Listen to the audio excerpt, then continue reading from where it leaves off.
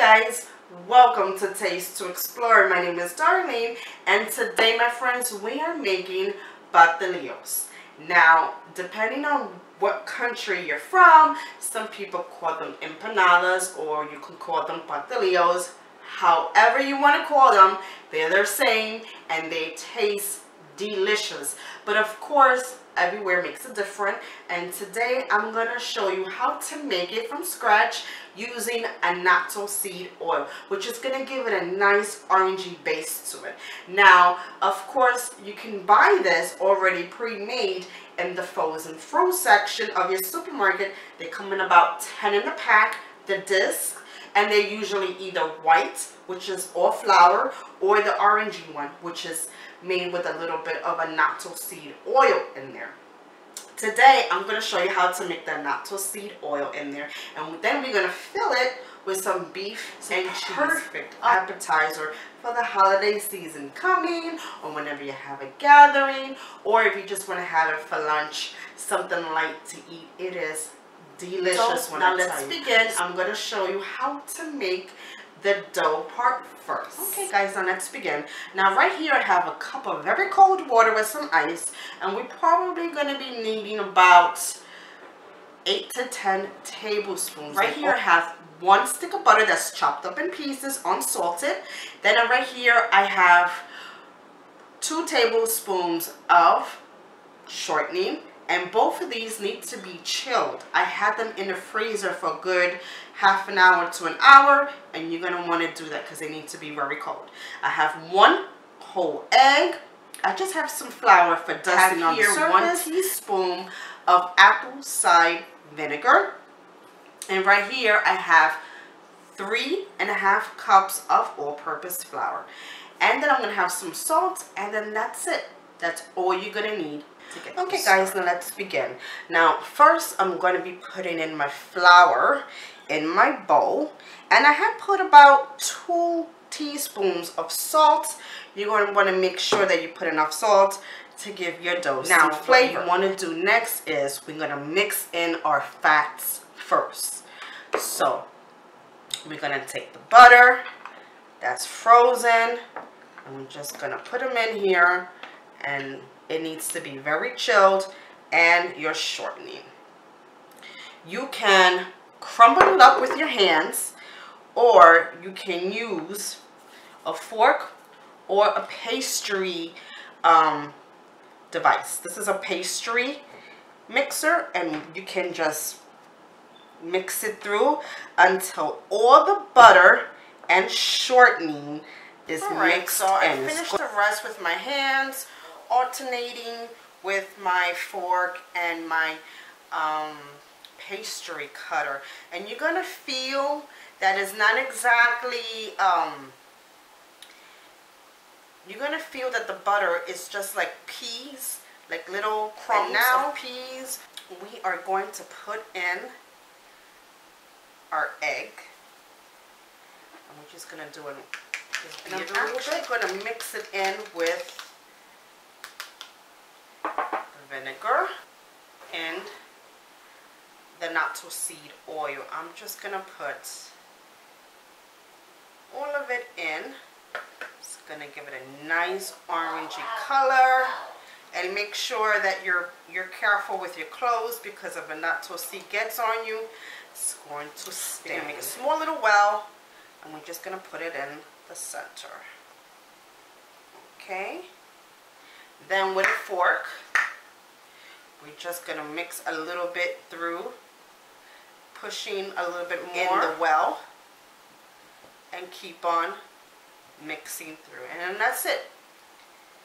You just keep on putting a little bit and a little bit. It's just going to start getting tighter and tighter, where you're going to need more liquid because it's going to now dry up.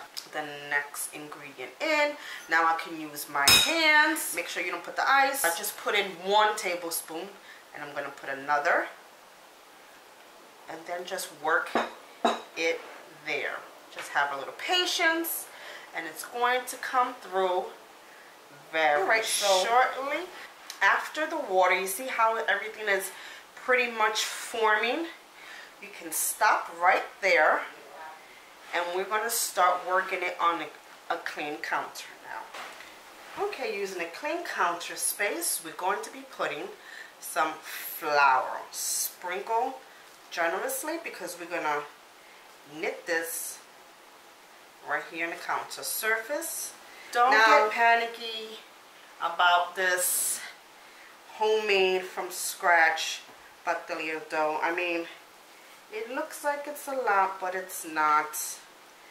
This really comes through pretty easy until everything is smooth and it comes together. You see, as I am knitting it, it's not sticky, so I don't have to apply more flour. You only do that if it's sticky and it's pretty, you know, it's not dry, because if it was really dry, it's going to fall apart.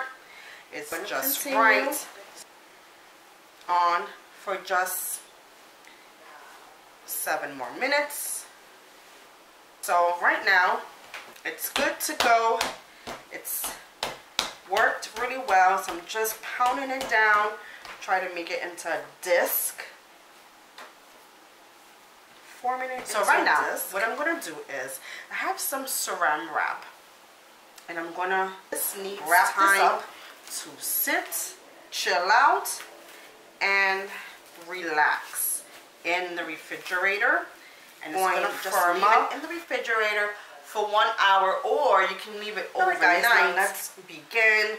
My dough has been resting in the refrigerator for 1 hour. It had gotten darker. You see more of a orangey color. That's the annatto oil.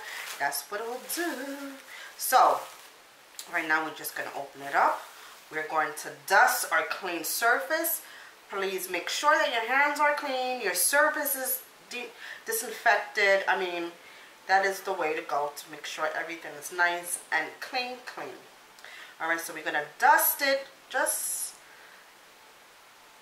liberally right here. Not too much, not too little. Perfect. We're going to unwrap our dough.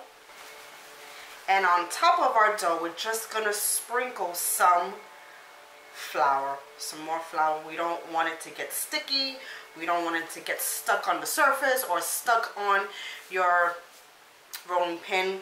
You should have a rolling pin to do this, and then all you're simply going to do is roll this out, and we're going to stretch this up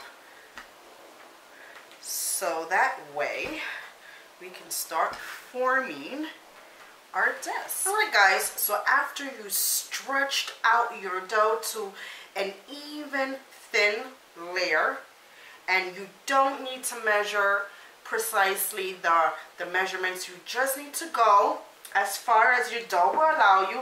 It will let you know because it's smooth. Use a 3-inch biscuit cutter, but you can use whatever size that you like. Use here, and you're just gonna turn it a little bit. Not too much. Flat thingies, I forgot what you call this. You can just lift it up carefully, and there you have it. Here I have a cookie sheet with wax paper on it, just so that way I can prevent it from sticking. And my goal is to, once I finish cutting them off, I place it on my cookie sheet just like that. Place this on my cookie sheet just like that, fill up the rest, and whatever room I need, I'm just gonna put another layer of wax paper on top and fill that up and fill that up, and all the way until I'm done with my dough. Okay guys, now let's begin. I finally finished all my Picadillo discs. I'm gonna show you how I put them together. I did about 3 rows right now, and at this point, if you don't want to fill them up, you can certainly freeze them. You can make them bigger than this, you can make them smaller than this, however size you want to use. You can use wax paper, and just like how it looks in the store, you can cut little squares, place each Picadillo disc, then another square, then a Picadillo, another, and you can wrap them up in saran wrap and freeze them like that. perfect. You can make it look like the supermarket. Now, how I'm going to fill this today is with the beef mixture that we had seasoned and done earlier. I have some sliced American cheese, and I'm going to show you how I do that. I also have some vegetable oil heating up, and it's easy peasy from here. Okay guys, so I'm down to my last disc. As you can see, it's a little bit thick, maybe about a ½ inch thick. You're gonna want it between a ½ inch or maybe 1/4 inch. You don't want it too thin, and this is why I'm gonna show you. So it's pretty thick, like I said, right? Make sure there's no flour, okay? And sometimes you feel it that's gonna be a little greasy. That's just all the butter and the shortening in it. All right, fine. So you're just gonna stretch it out just a little bit, very little bit. You just wanna give it some room. Then you're gonna fill it in with your beef mixture, which is pretty easy. All right, maybe about a tablespoon or so, depending on the size of your empanadas. And your cheese, your American cheese. I had cut it in half, or you could cut it again in 4s, and then you, with your fingers, you're gonna want to push it down while you bringing them both together. You can use water to seal it if you want. Now what I did was, look, I'm pressing the meat part down and stretching the dough part up so I can form a seal and a nice little curve. You see what I'm doing? The curve? You don't have to do it like that, but just makes them look prettier. So just squeeze, squeeze, squeeze, and it's going to stretch as it squeezes. All right? Excellent, right? Okay. With your fork, you're going to do little imprints, and you kind of like want to imprint it and then push. I'm sorry, imprint it and pull. Imprint, pull, imprint, pull until you're done all the sides. This locks it in my opinion. It locks it better so it doesn't open up in the oil. So you make sure you don't put it too deep in. You're not trying to bust a hole in these things. But if you see that a little hole is appearing, you just could pinch it together and it'll close. Try not to overfill your pastillios or empanadas, however you want to call it. Just give it a little, you know, close it up, and look how pretty. Now it's ready to be okay, my friends. So my pastillios are ready to be fried. I have some vegetable oil coming up to temperature. You can use any clear oil besides coconut oil or olive oil. Don't use that. Make sure it's clear and flavorless. You're not going to overcrowd your pan. As you can see, I'm using something small, so don't overcrowd it, and you don't need to fill it up.